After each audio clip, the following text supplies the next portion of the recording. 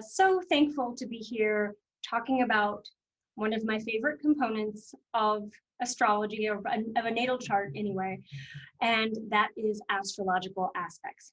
So I want to give a really big thank you to Stormie Grace and to the other teachers and to all of you who are making this possible. And I'm just really, really honored and glad to be involved with this program and to be teaching this information today. So I wanted, before I start, I'll give you, just a kind of an overview of what we're going to be talking about today. So we're going to be talking about all about aspects. We're going to be focusing on what are aspects, what are astrological aspects. We're going to be talking about a little bit of a background of why they're significant, how to work with them, how to use them, and also how to, the major aspects. So we'll be talking about the conjunction, the sextile, the square, the trine, the quincunx, which I consider one of the major aspects, and also the opposition. I'll give a little bit of an overview of aspect considerations to think about as you are working with aspects. And also I'll just briefly touch on significant aspect patterns. I have heard that this is going to be one of a couple of aspect conversations, and that there is going to be another minor aspects talk. And I'm a little jealous because I love the minor aspects.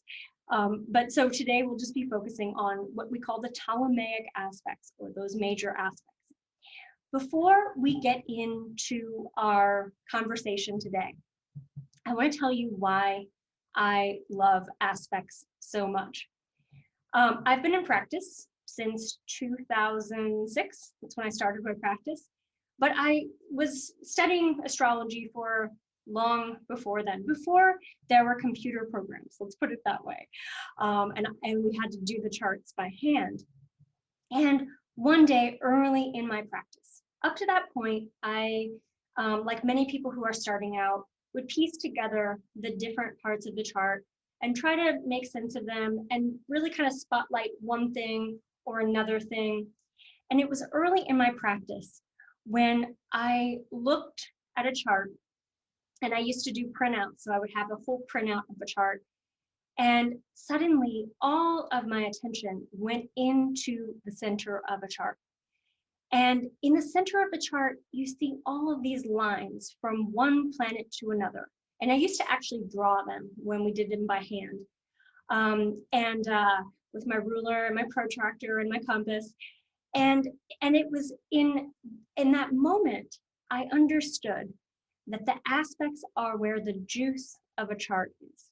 This is where you see the complex relationship between aspects of ourselves. And those complexities, those complex relationships between your Mercury and your Venus, or your Pluto and your Mars, these complex relationships represent an internal language, an internal construct that gets projected out into your life, into every area of your life. And so the aspects show the potential for creative change. They show us our manifestation agency, the ways in which we relate, the ways in which our personalities draw into our life the experiences that we encounter in the world, including those relationship patterns, those hardwired patterns that keep playing out over and over again in our relationship with individuals, in our relationship with our finances and with money, with our health, all of the very practical considerations of our lives we can see represented in the aspects. And so this is why I'm very excited about helping you understand how to work with aspects in your astrological studies and in your practice. So what are aspects? So an aspect is an angular relationship between two different points in a chart. And we can include the planets, we can include the nodes, We can include asteroids if you work with those, Arabic parts like the part of fortune. Also, I use the ascendant in midheaven as well. And remember, anything that aspects the ascendant or the midheaven is going to aspect its opposite part. So for the ascendant, anything in an aspect relationship with the ascendant is also going to be in one with the descendant, and with the midheaven and the IC, it's the same thing. So the zodiac is broken down. It's a great big circle. It's 360 degrees. Each degree of the zodiac is important. Each degree has its own Sabian symbol. I don't know if you're looking at those. Each degree has its own energy, its own frequency, its own light. And an aspect shows the geometrical relationship or the angular relationship between any 2 points of that 360-degree circle. The major aspects are the conjunction, which is 2 points in a chart that are side by side. So that's 0 degree. And this is a very powerful point. The conjunction is like a concentration of energy. And we'll go through each one of these individually, and I'll give you some samples, some examples of how to delineate them. But for right now, we're just going to give an overview. The sextile is 60 degrees. The square is 90 degrees. The trine is 120 degrees. So these 2 points, say they're planets, 2 planets are 120 degrees away from one another. Quincunx, or you might hear the word or the term inconjunct as well, but I have always used quincunx. One of my early teachers told me that there's no such thing as an inconjunct. And so the proper term is quincunx. So that was kind of pounded into my mind. So that's 150 degrees. And then the opposition is 180 degrees away from one another. Why do these angular relationships, what's important about them? What's significant about them? All aspects are based on the principles of harmonics. And these are the same principles that underlie music and math. So think about it this way. When you're listening to a piece of music, like let's say you're listening to a pop song, and there are major chords. So there are notes that are being played simultaneously that resonate with one another. So they're of a like frequency. It's going to sound good. It's going to feel good in your body. It's not going to throw you off. The emotions of that are going to be gentle. Now, contrast that with a minor chord. And for those of you who don't know music, minor chords are meant to make you feel a little bit off kilter. So think about like a Billie Holiday song, for example, or a song that kind of gets a little bit, it's like there's a discomfort about it because it's meant to evoke an emotion of discord. And that's literally where that word comes from. It's 2 notes that are played simultaneously that are not of a like frequency. So the ratio of those notes, 1 to 2 versus 1 to 3, the ratio of those frequencies creates a discordant resonance within our bodies. And that's and there's with astrology, with aspects, there's a very similar theme, and that is certain aspects create a sense of ease, a sense of flow. They're like those minor chords, and other aspects create a sense of discord, of disharmony. And so those represent aspects of ourselves that want different things, or that pull us in different directions. And so there are some aspects that feel really good. And there are some aspects that feel a little bit like struggle. And so we can thank Pythagoras, who was kind of like the father of harmony. Oops, wrong one. Who was kind of like the father of harmony. He was arguably the first thinker to link math and music by showing that there were frequency-based relationships within math, astronomy or astrology as we know it today, music, and geometry. And he studied the relationship of the ratios of the strings that he actually was, studied at the time it was stringed instruments. And so he looked at some of the ratio of string lengths, made notes that were pleasing, and made some that were discordant. And so he was able to recognize the mathematical relationship between sound frequencies that make us feel good or ones that make us feel uneasy. For example, the ratio of 2 to 1 is an entire octave apart. So think about when you hear a man and a woman singing. The man, they might be singing the exact same note, but they're an octave different. And so it kind of sounds like they're singing together, singing in harmony. And so we can look at these mathematical ratios and see that there's a link between how notes feel in our bodies and how the planets in relationship with one another feel in our souls. Pythagoras actually theorized that the planets give off their individual hum and their own frequency. And each sign, each astrological sign is like a frequency within the zodiac. So each degree of the zodiac has its own different tone, so to speak. So the planetary hum is going to sound different in each different degree. Now we fast forward, and Kepler believed that our souls hear this harmony and that we actually feel this resonance. We feel the angular relationships in our bodies.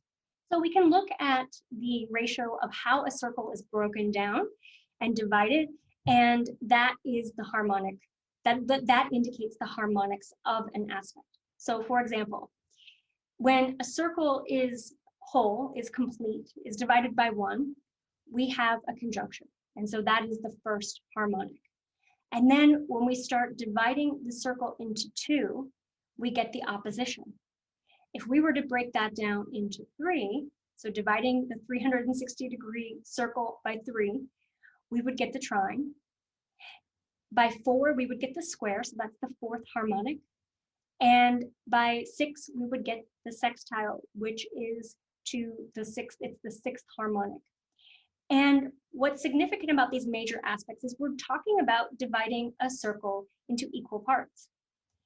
So the harmonics relate to how many times we're creating division or we're breaking down that 360-degree circle. When we talk about breaking something down into 2, so that opposition, anytime we're the 2nd harmonic, the 4th harmonic, this is adding tension. And they're seen as being, they introduce polarity. And so, and the 3s, anything divisible by 3 is going to be a little bit softer. So the trine and the sextile are examples of that. And the trines and the sextiles show that things kind of flow. Those harmonics tend to be a little bit more gentler for us, whereas the oppositions and the squares, those 2s, are a little bit more challenging. I'm going to share my screen again and introduce to you the orb of influence. So the orb of influence is kind of like a buffer zone or like a tolerance zone in an aspect. So it's when the aspect isn't exact, but there's enough, they're close enough to being exact to where you still feel it, and it's still a factor that that you can recognize in your personality and that you can see in your chart. And different astrologers, you'll hear different astrologers using different orbs of influence. The ones I use are for conjunctions, 6 to 8 degrees. And if we're talking about the sun or moon, I tend to go up to 10. If you were to look out at the sky on a night when the moon and Venus were conjunct, for example, and they were 10 degrees away from one another, they would look pretty close. And so there's still a relationship between those. You're still going to feel them. They're still going to have some energy. Any more than that, and that energy, that relationship tends to, it's dissolved, it's diluted, so it's not as strong. The closer the aspect is to being exact, the stronger you are going to feel it. So for conjunctions, we use 6 to 8 degrees. For sextiles, 4 to 6. Squares, 6 to 8. Trines, 6 to 8. Quincunx, we're going to use 3 to 4. And an opposition, 6 to 8. And I encourage you to play with this. Sometimes, if I'm feeling wild, I'll go up to 10, or I'll play with the different orbs of influence. And you can usually program these into most computer programs to select the orbs that you're going to use, but many of them just default to these numbers. And so I'll show you an example of what we are talking about. So we're going to look at Jim Carrey's chart, and Jim Carrey, we're going to bring him up as an example in just a few minutes. But let's just look and see, what does an orb of influence look like on a chart? And what we'll do is we'll look at, and these lines in the middle, so we have each one of these lines is an aspect. So if you're unfamiliar with working with aspects, or if you are brand new to astrology and you don't know what an aspect looks like, excuse my cursor while I select the drawing tool. But if you are unfamiliar with what aspects look like, this is going to hopefully give you some insight. So let's start with looking at his moon. So his moon is, you see, every sign has 30 degrees, and it falls into the circle. And so we have 17 degrees and 12 arc minutes of Gemini. Well, right here, you'll notice that Jupiter and Venus Jupiter and Mercury are at 14 degrees, 1411 for Jupiter, 1444 for Mercury of Aquarius. And as you're learning aspects, it's really simple to kind of eyeball an aspect, because you can look at these numbers and see, like, okay, that's 13. Is there anything else that has 13? Oh, okay, so there's an aspect relationship here between these at 14. Let's just start with that. We'll start with the moon. So the moon is at 17 degrees Gemini, and Jupiter and Mercury are at 14 degrees. So Jupiter and Mercury are very close together. This is almost exact. But the moon is at 17. So knowing that a trine has 6 to 8 degrees of an orb of influence, we know that this is going to count as a trine because there are about 3 degrees between 14 degrees and 17 degrees. So that trine is almost exact. It's just a few degrees away. So that buffer zone, that if anything at 13 degrees of Gemini is going to be or 14 degrees rather, is going to be exactly trine his Mercury and Jupiter. And so that buffer zone says that if his moon was 20 degrees, that would be 6 degrees away. That would still count. Or if it were 6 to 8 degrees the opposite direction. So we give it a little bit of a buffer zone. Now, how many of you in December of 2020 went outside and looked at Jupiter and Saturn, the great conjunction, and it looked like a great big star? And as those planets were separating, you could still see in the sky for the next day or the couple of days after that, you could still see that they're close together and there's like a collective energy around them. So when you think of an orb of influence, think about it this way.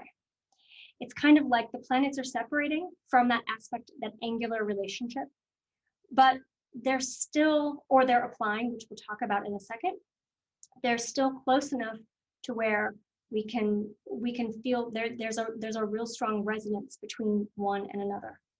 And they are in relationship with one another. Let's talk about a few basics and a few considerations.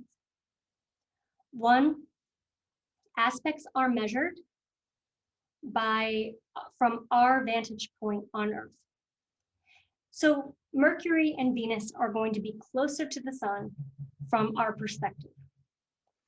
So when we look at Mercury and Venus, they're never going to be greater than 28 degrees away from the sun for Mercury or 48 degrees away from the sun for Venus. The outer planets are a little bit different, and they can go up to 180 degrees because we experience them differently from our perspective. We also have applying and separating aspects. So going back to that chart, like going back, let's look again at Jim Carrey. So we'll see here, we'll take the Jupiter Mercury, the relationship between Mercury and Jupiter first. And you can see Mercury moves faster than Jupiter. So the planet that is moving faster is going to be approaching the aspect, and then it's going to be meeting up with that aspect is going to be exact, and then that planet is going to be moving out of that aspect. So when we have so Mercury moves faster than Jupiter, moves around the sun, around the zodiac faster. And so we would look at this and we would call this a separating aspect. So Mercury has already met up with Jupiter. And now Mercury is moving out of that conjunction, and so it's separating. If Mercury were before that planet, then that would be an applying aspect. The moon here moves faster than both of these. The moon moves a degree every couple of hours. So that moon is separating from that trine. Applying aspects tend to be more internal. Separating aspects tend to be more external, and they play out in more of the external aspects of someone's life. Also, so we want to look at aspects in those relationships. And I'm a Libra sun, and so I kind of look at everything in a chart in the context of relationship. And one thing that's important to know about aspects is that aspects are part of a synodic cycle. And if you want a great book on synodic cycles, Georgia Stathis has one, has an excellent book on the subject.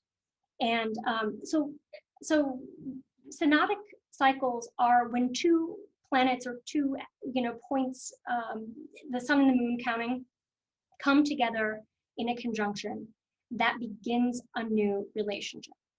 Then the planet moves into a sextile. Then we get that first square, and that first square is when the storyline of that synodic cycle is starting to create some tension. And then we move to the trine, and that tension balances out. And then we move to the opposition, and we see very clearly the manifestation of that synodic cycle And then we move into the quincunx. So we have two quincunx, one on either side of that opposition. And so we move to the quincunx, and then we move to the next square. And that square is moving us back toward that relationship toward that conjunction, toward a whole new cycle. And so one of the things that that you want to just take into consideration is that your chart, the aspects in your chart are living and breathing before you're born and after you're here on Earth.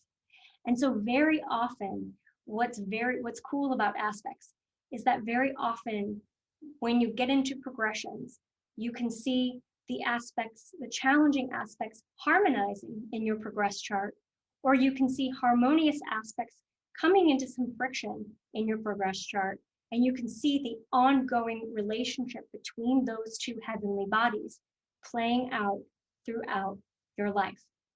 So what's important to note is where is that aspect in your chart in relationship to the overall story, because that's what's happening for all of us collectively. And your birth chart is a snapshot of that moment in time. This is the part where I geek out because I love thinking about the metaphysics of it. Okay, but let's get back into the aspect considerations. So the inner planets, they're the most personal aspect of ourselves.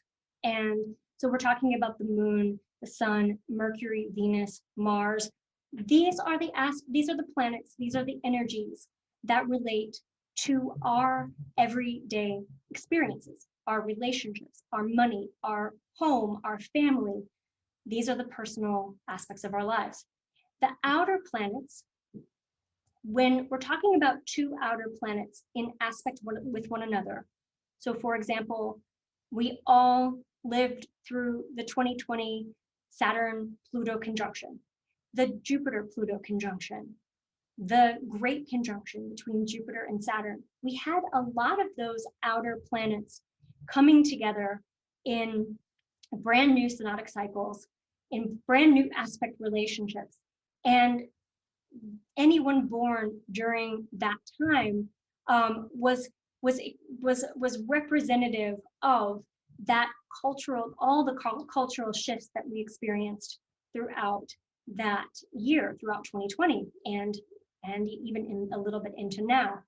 So those outer planet aspects can be generational.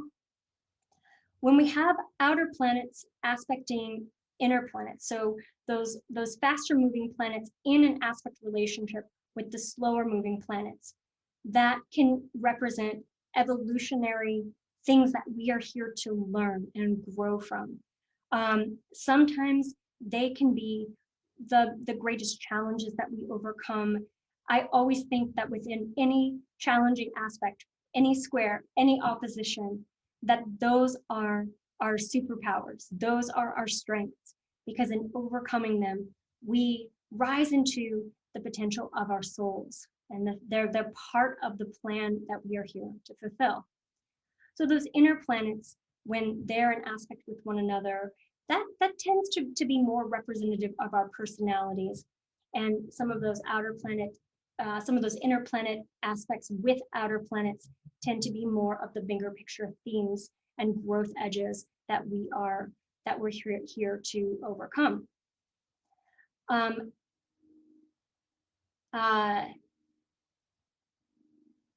Aspects and personality. In terms of our personality, think about the aspects. Aspects link two different aspects of yourself.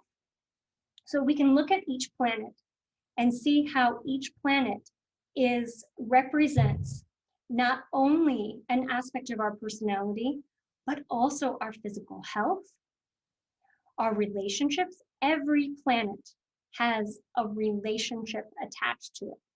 The moon, it's our family, for example. With Venus or Mars, we're likely looking at friendships, or we're looking at our lovers, or we're looking at those partners. And a lot of this depends on where these fall within your chart and what houses, things like that.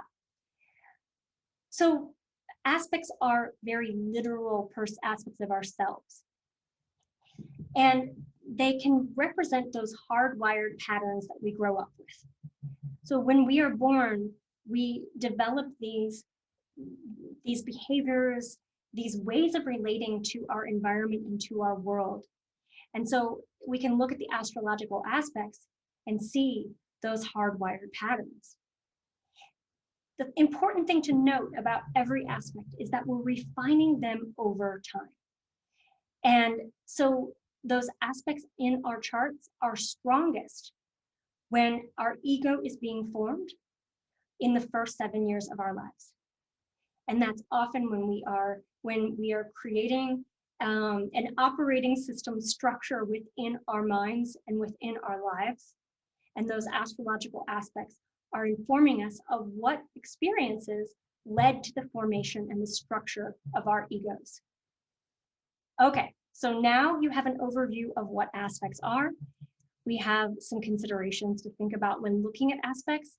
Let's talk about each aspect one at a time, and I'm going to give you some chart examples for these as well. Okay. All right, so we start with the conjunction. And we saw a great example of the conjunction when in December, Jupiter and Saturn came together for the Great Conjunction. And how many of you went outside to see what looked like one great big star? When you think about conjunctions, think about that idea. When two planets come together, there's a concentration of energy. And remember, we're talking about these planets can be 6 to 8 degrees away from one another, and they're still going to count as a conjunction. These are often when planets are at the same degree of the zodiac, and they look like they're right next to one another. It's a very powerful aspect. It's intense. And it's like I said, a concentration of energy. So the energies of the planets merge into one another. It energizes the individual. A conjunction is kind of like the beginning of something or the very end of something. If it's an applying conjunction, it's the end of a synodic cycle. If it's a separating conjunction, it's the beginning of the cycle. So either way, it has the mark of like a new beginning. It's kind of like a new moon aspect. An example of this, here's what it looks like in a chart. See, it looks like the planets are right next to each other. And let's look at an example here. So and when you're delineating these, you can think these two energies kind of merge in together. And so this is Amelia Earhart's chart, and I thought this was just such a great illustration for an example between Mars and Jupiter. So here we go, we have Mars and Jupiter, and we're not going to look at any other factors right now. We're just going to isolate the aspect itself. And so we're not going to look at their sign or their house. Although as you are delineating a chart, you're going to layer and layer the meaning of all of these different components together. But just separating that aspect by itself, what do we have? We have the energy of Mars, which is daring and dynamic and courageous, and an individual, a little bit competitive. We've got that energy of Mars merging with the energy of Jupiter. What's Jupiter? Jupiter is the biggest planet in our solar system. It is expansive. It is enthusiastic. It kind of magnifies and intensifies the energy of anything it comes into contact with. And Jupiter is faith. So when we have Mars and Jupiter in a conjunction, we've got a plethora of energy. We've got an enthusiastic, courageous individual who takes pride in her work, who isn't afraid to take risks, who is dramatic, who is daring. And this is definitely her. And she was willing to take an adventure. She was willing to be a female pilot at a time when she overcame so many odds and kept her mindset on her goal. And so we can see how that conjunction played out in her work and in her life. She wasn't afraid to take bold risks and be daring. Okay, we'll erase those lines and let's move to the sextile. So a sextile, we have the same polarity. So we have diurnal with diurnal, we have nocturnal with nocturnal planets and signs. We have fire. A Sagittarius is going to be 60 degrees away from a Libra planet, for example. A Pisces planet is going to be about 60 degrees away from a Taurus planet if they're occupying that same degree within the orb of influence. The sextile is the sixth harmonic, so we're talking about something that's divisible by 3. So we have a relative ease with sextile. The planets are going to get along well. This is an aspect of harmony. These are aspects of yourself that get along really well with one another. So with a sextile, we have creativity, we have expression, we have curiosity. It can also indicate an aspect of our personalities that is social, that is not afraid of relating with the outside world or relating with others. It's kind of like a weaker trine.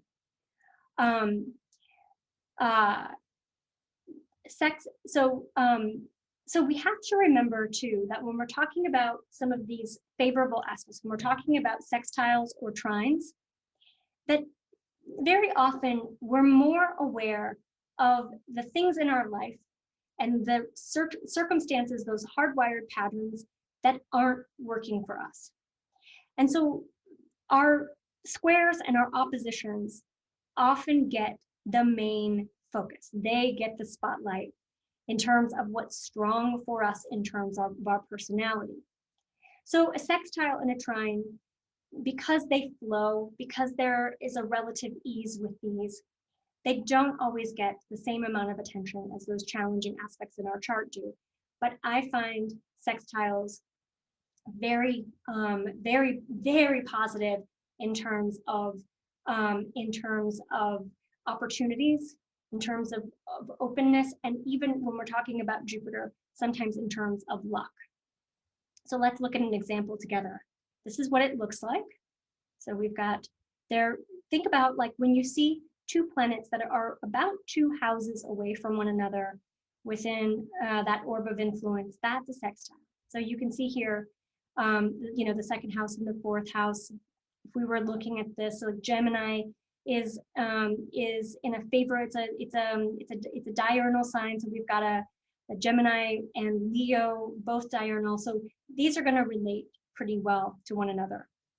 And let's look at an example with Anderson Cooper. An example that I'm going to use for him is Sun sextile Saturn. Let's look at that. Now, we can use the keywords for the Sun. So there's the Sun, and there's Saturn, and there's the aspect relationship between the 2 of them. So we've got a Gemini Sun sextile Saturn in Aries. Some of the keywords for Saturn, when we're talking about it in a context that's a little bit smoother and a little bit easier, are self-discipline, respect for authority, achievement.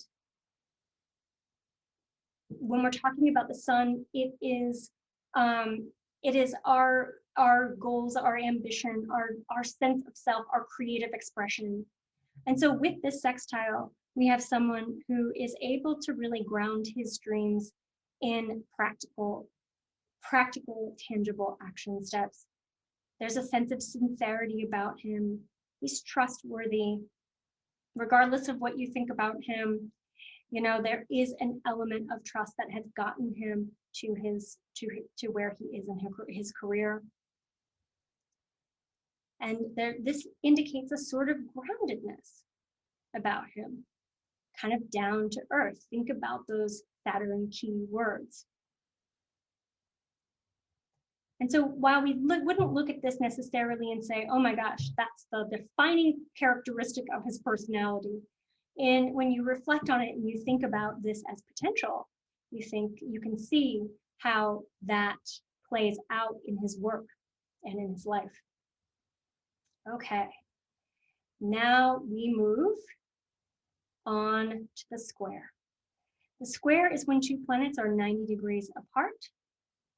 And with a square, we have the same quality. So we have cardinal with cardinal, we have fixed with fixed, we have mutable with mutable, but we're going to have different elements and different polarities.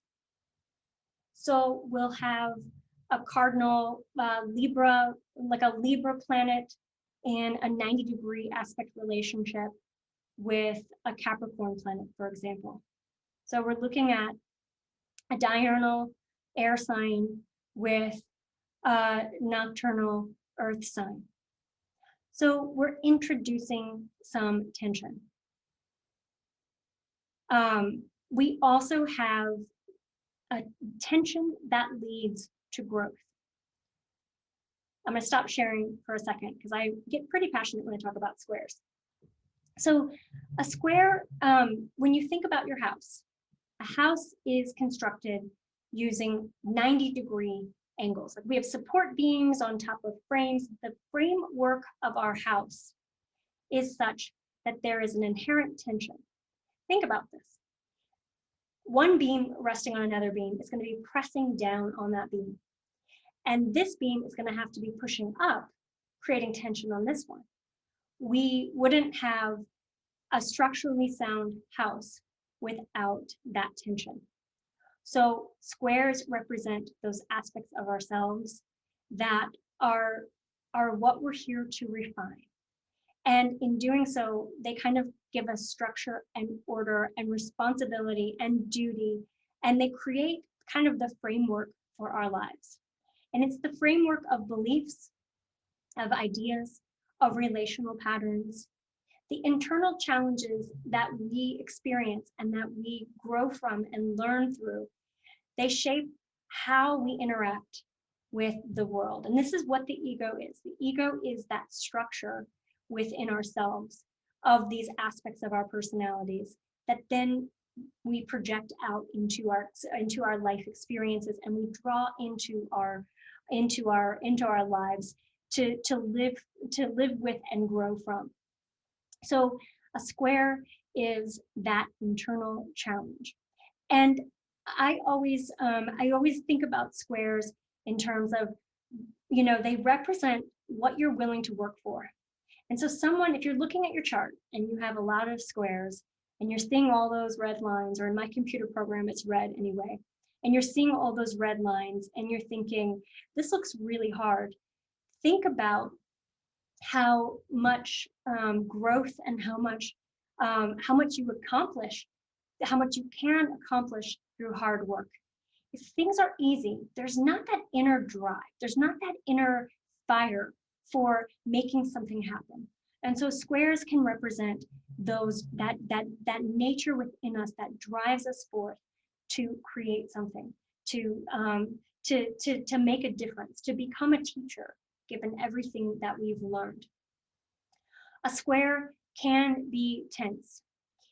It can represent the tests and the trials and the relationship patterns that keep playing out in your life that aren't necessarily easy, but then eventually your squares become your gold.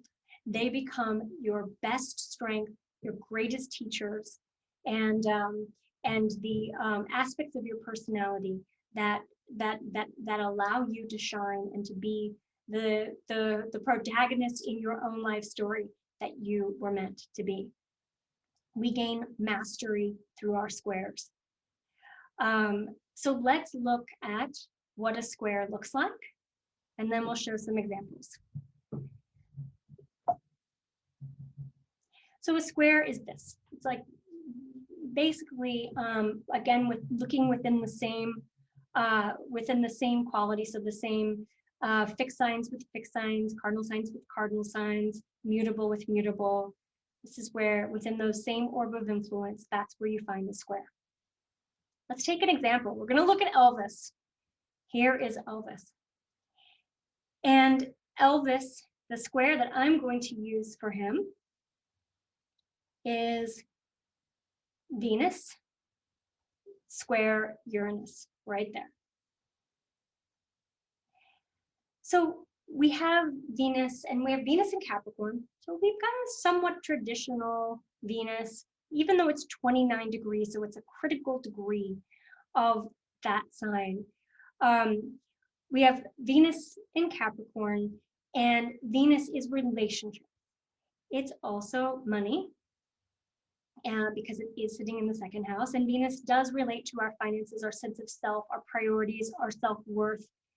And I'm going to focus on this primarily in the context of relationships, because this is something that we know from Elvis's biographies that he struggled with throughout his life. And let's see why. So what is Uranus? Uranus is change. It's freedom. It's unpredictability. It's sometimes sudden, unexpected changes. And what we know is that that Elvis did have a number of relationships. That commitment was something that was like that freedom seeker that he was very prevalent in his love life and in the way that he expressed himself in relationships. He dated a lot, and this is something that that many of his friends, and like this is something that's widely reported. And at the same time, we can see that the creative tension within him, that he turned a lot of that that energy, a lot of that restlessness, into being a celebrity, into projecting an image that showed someone different than who he was. You know, he was considered this sex symbol, this like very romantic, like in these romantic films, and so that was one of the ways in which this square played out for him. And I don't know a lot about his life in terms of his history, but I do know that was something that was a challenge for him in his relationships. So if you're looking at your chart and you have Venus square Uranus, what is important for you? So this is the opportunity within every square. The opportunity is to find the antidote of that square. So if you know that you have this in your chart or any square, you can look at what is the creative opportunity? Where is my growth edge? And often the growth edge is accepting what you have and working with it. So if you are someone who has a challenging Venus aspect in your chart, and you're thinking about a challenging Venus square in your chart, and you're thinking about ways to, maybe you want a relationship, maybe this is something that's really important to you, then building into your relationships remedies and antidotes and mediations for your aspects. You can really use your knowledge of your aspects to develop, to change those patterns, and to see ways to bring more with Uranus freedom into your relationship. So maybe you would incorporate travel, or maybe you would have a relationship where you're moving a number of times, or there are lots of ways to refine those aspects of your personality, or those things that those challenging squares. There are lots of ways to work with that support you in really being whole. So those squares, I think the most important thing to know about those squares is that there are growth opportunities, and that they represent a lot of internal tension that can play out in our external lives, but going to the source of that and realizing that we're capable of healing those hardwired patterns at any point in our lives. And my good friend Lars Mellis and I have done a couple of videos called, and this is a series that he started called Taking the Scare Out of the Square. So I'm just going to do a little bit of a plug for him, because I think because we both have the perspective of we can make the most of our challenging aspects. The other thing I would add, because we are talking about some of these challenges, is that very often in our charts we have little mediators, and like we have aspects of our charts that, and I'll show you what we're talking about here, that can help to counterbalance some of the challenges of the aspect. So for example, we have that Uranus, Venus, that Venus square Uranus aspect in his chart, but we see here that there's a nice friendly square from Saturn to Uranus, or I'm sorry, sextile from Saturn to Uranus. So this is what, and there's also a sextile from the Moon to Uranus. So we would look at these planets that are in a more harmonious relationship with what the square point, and we would use these as our remedies, essentially. And these can counterbalance that. So actually, one of the remedies for him in terms of healing, of working with this square, was having his daughter. And that did change the nature of his relationships for a while. So there's the Moon, there's family. So we call these mediating aspects. And it doesn't change the nature of the square, but it just balances a little bit. And looking at this, remembering the orb of influence, I think this is probably a good place to note that you see that the Moon is at 2 degrees Pisces, but it's still within that 60-degree relationship with Uranus at 27 degrees Aries. Well, what do we know about a sextile? A sextile is the planets are in the same polarity, fire with air, earth with water. But here we have Pisces, which is a water sign. So we would call this an out of sign aspect. And I know this gets a little bit confusing. Out of sign aspects, those planets are still in an aspect relationship with one another. They're a little bit weaker than when we have the aspect within those same signs.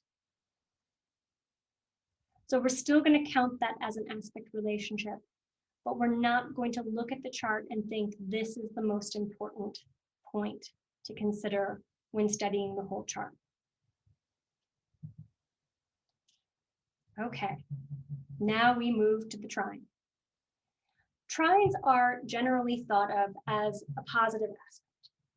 The planets work in harmony with one another. They flow together. So with a trine, we have the planets of the same element. We have earth with earth, water with water, fire with fire, air with air. And so there's a natural ease within which those planets relate. They're in the same element. So they have similar goals, similar ways of expressing themselves. I find trines very prominent in the charts of people who are good manifestors and people who can make things happen for themselves pretty fast. Sometimes, though, when two planets are open, when someone is a good manifestor, that it's important that someone with a lot of trines or someone with significant trines in their chart, if you are a good manifestor, it's important that you are aware of that tendency. And so you're going to want to be like when two planetary energies flow, it can flow in a way that's that's creating openness for whatever is primary and is happening in your mind, so if we're talking about this in terms of law of attraction, for example, you know, there's a relative ease within. You have to watch your thoughts.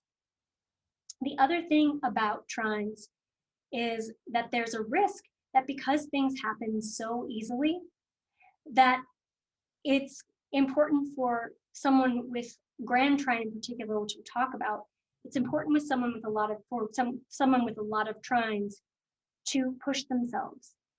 Hard work is not something, it's not like an inherent quality for this person. If you have a nice balance between squares and trines can help just to move things forward, help to move things along. An example of this, so let's look at what this looks like in a chart. So you see two fire signs right here. We have Venus in Leo, Jupiter in Sagittarius. And so that's what it looks like on a chart. And let's look at Nicole Kidman. And I wanted to bring her chart up because, first of all, I think it's a really good example of a grand trine. So the grand trine is when we have 3 points all in 120-degree aspect relationships with one another. And so we have a fire trine here. So we see Venus in Leo, Saturn in Aries, the moon in Sagittarius. And we could look at this dynamic relationship and think there's a lot of energy open for anything related to Venus, love, money. Venus is in the 10th house, so career. The moon, which is family, home, but also the moon is in the 2nd house, so we have money. And Saturn in Aries, which Saturn deals with your reputation. It's your sense of stability and structure. And so here we have an indication of someone who has relative ease in the way in which her work comes together, in the way in which her work is an expression of the creative impulses of her, and the ways in which her that there's a nice balance between work and family, because we have that moon's influence right there. And when I live in LA now, but when I lived in Nashville, I would regularly see Nicole Kidman at Whole Foods with her family, and there was a real strong sense of, like with the children, like there's a real strong sense of nurturance, of mothering, and the way in which she stood by her husband, and the two of them built a life together, even when he was undergoing, you know, his rehab and treatment and things like that. So there's, I think we have to look at, when we talk about things that are flowing or things that are ease, that doesn't mean that her life is all easy, but it means that there are solutions to internal challenges or to external challenges, that things can open up when they do, when there are challenges.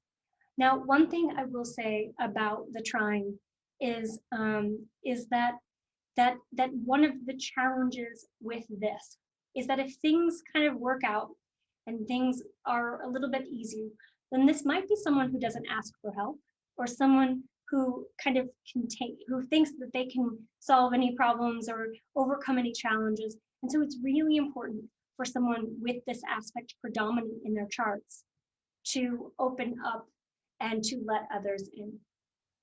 I see this a number of times in the charts of my clients with predominant trines, is that, you know, if things work out, then there's this belief that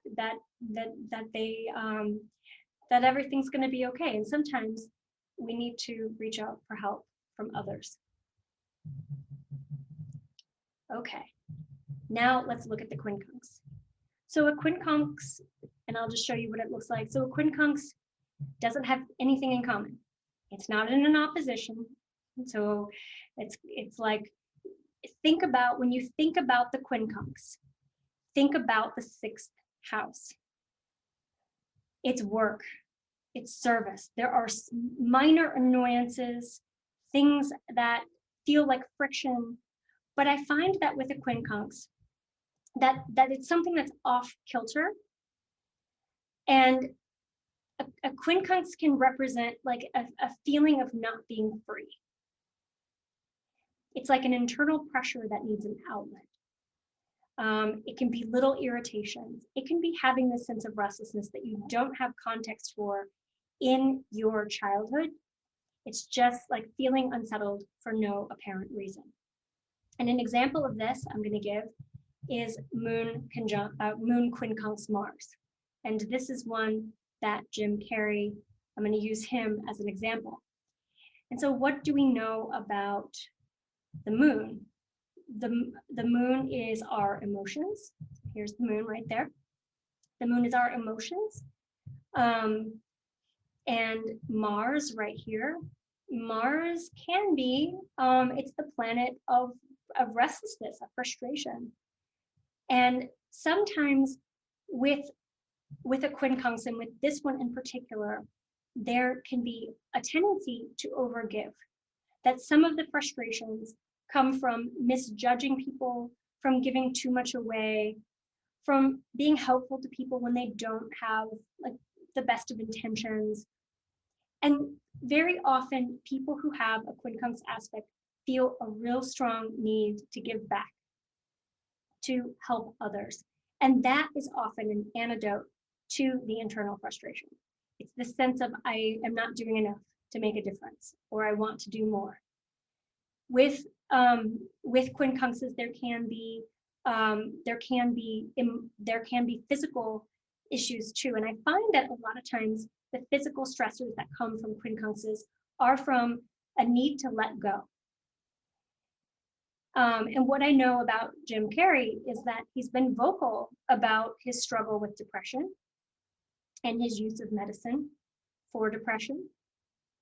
And that, you know, that he ended up finding ways to get off of medicine, to take away stimulants, to really to like heal his body in order to overcome some of that internal restlessness inside. And now we get to the opposition.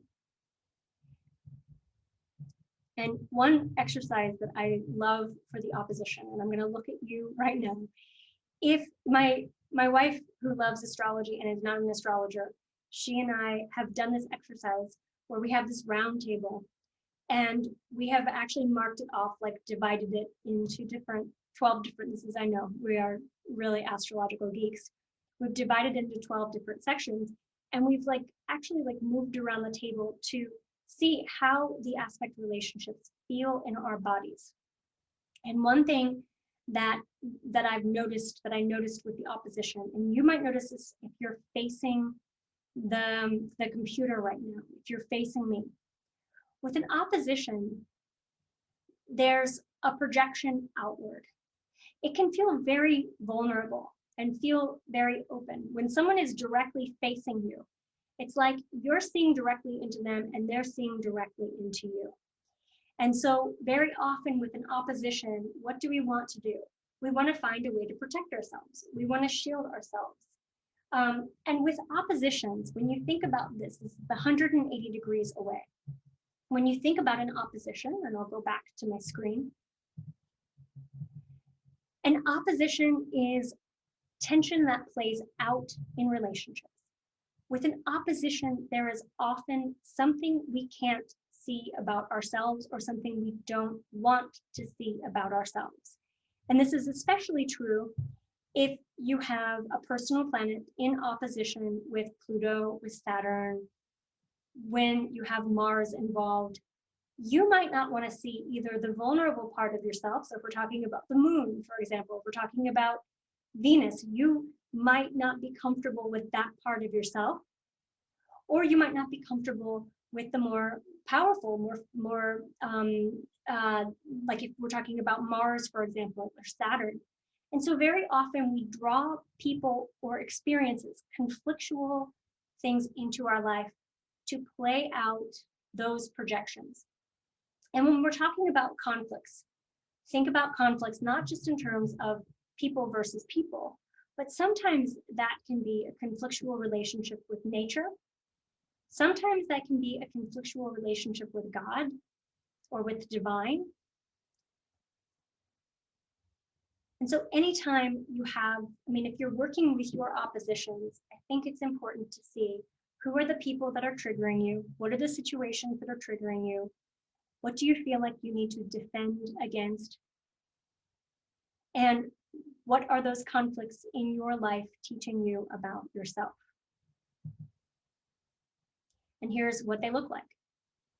It's also important to note that these are all on axis lines. So this is an out of sign opposition, but let's just say that Venus was in Gemini. We would have a similar theme that Venus in Gemini. Gemini relates to information.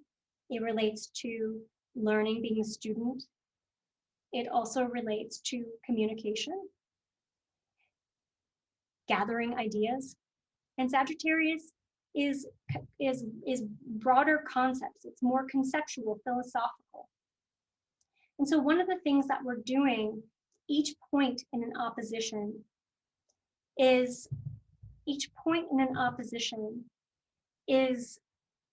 dealing with the same themes of an axis line, but from different perspectives. So an opposition is always going to require integration. A person with a number of oppositions might play the devil's advocate. They might look for ways to express their different perspectives.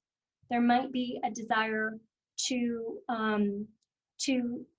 either be really opinionated and challenge someone else's ideas, or they're not afraid of entering into conflict or expressing themselves. Let's look at an example, and we'll look at Mia Farrow. And the example that I'm going to use for her is Venus opposite Neptune. And so here we have Venus at 7 degrees Aries, opposite Neptune at 6 degrees Libra. So Venus is relationships, and Neptune represents the dream, the vision, the ideal. It's the dream of what love can be. And so here we have an idealistic view of someone. And this can be an opposition where you're falling in love with the idea of who someone is or with their potential. And so maybe working through Neptune challenges of having an idealized view of your partner, or having an idealized view of what love can be. And so with this opposition, there can be challenges or conflicts in that are dealing with Neptune themes like betrayal, like deception, like illusion.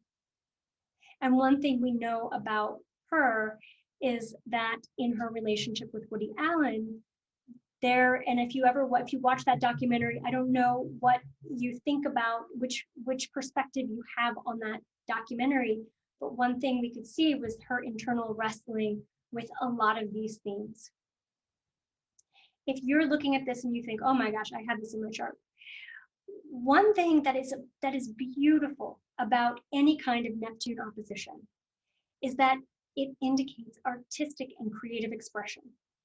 It indicates real intuition. And so very often those oppositions, those conflicts in our lives come into our lives so that we can get more in touch with ourselves and our truth and find ways to trust ourselves more and to recognize the reality of someone, of who someone is in our relationships. So there are gifts with every challenging opposition or challenging square. And certainly for her relationship with her children, with some of her children was definitely that antidote. And also I think that this has become a real journey for her. So we see that there can be conflicts that present themselves, but it's ultimately for the purpose of learning some of the themes that are represented by the potential of those aspects. So we talked about applying and separating aspects. Applying is when the faster moving planet is approaching the slower moving planet, and separating is when it's separating. And applying can be more internal, separating can be more external. Now let's talk about when there are no aspects. And so we would call this a feral planet. So if there are no aspects, they're not linked by any other major aspect, then the planet is kind of a loner and it doesn't have any aspect relationships. So think about, you know, when that planet can be very loud and it can be difficult to put into practice or to integrate into your life. And that planet wants our attention. It wants to make itself known. And so often there can be overcompensation. One of the ways that this self-corrects is by drawing people. I find this very often when someone has an unaspected Venus, for example, they'll draw into their lives someone who represents Venus or whose sun aspects their Venus in a significant way. And so we're always looking for ways to balance out aspects of our charts by bringing people into our lives or bringing situations into our lives that give us a way to integrate that aspect of ourselves. Also, look for mutual reception. And this can be a remedy for unaspected planets. So for example, if your Venus is unaspected and maybe she's in Sagittarius and your Jupiter is in Libra, we would consider these planets in mutual reception. One example I have of a client who had an unaspected Venus is that she really yearned for love. We had a number of sessions after a breakup, and she wanted love. She just couldn't wait to bring in another partner. When am I going to fall in love again? And one of the things that would happen for her is that she would go on dates, or she would, try to get back together with her ex. And there was a lot of, her Venus was very loud in those circumstances. And then what ended up happening is she honored her Venus by bringing a lot of that attention into her work and into making money. And then she felt a certain amount of success within herself. And then after that, it's like once she was able to satisfy her Venus, then love was something that she drew into her life. And so I think finding a way to give, if your unaspected planet is getting a lot of attention, give it the attention it needs and wants. Put flowers all over your home. Honor your Venus. Find ways to find other ways to express that Venus or whatever planet we're talking about that need. One of the challenges that a lot of people have, and a lot of my students have when they're first working with aspects, is you look at a chart and you see all those lines in the middle, and it's hard to know which one do I prioritize. And some aspects have competing interests, competing energies than others. And so how do you prioritize them? The first thing we want to do is we want to look at the aspects that are closest to being exact. Those are stronger than aspects that have a wider orb of influence and that might be a little bit more diluted, or that we might grow out of by progression sooner than the ones that are tighter or that are closer. Also, we look at the sun and the moon and the aspects to the sun and the moon. Those we're more intimate with. They reach us personally, and they are big factors in our personalities. We also look at the aspects to the chart ruler, and then we also look at, and we can kind of move out from there. But this just gives you a guideline for how to approach them. I know you're going to be talking about minor aspects, and I know you're going to be talking about aspect patterns. And so hopefully this is one section in a much more broader understanding of aspects and how to work with them in your astrological practice. So that is all I have for aspects today. I hope you had some good takeaways, and I hope that you have new ways of understanding aspects and new thoughts about how to work with them in your chart. If you have any questions, or if I can answer anything for you with regard to aspects, or if you want to know more about my practice or more about any of my classes, please visit rachelllangastrologer.com, and I have a contact form. You can reach out.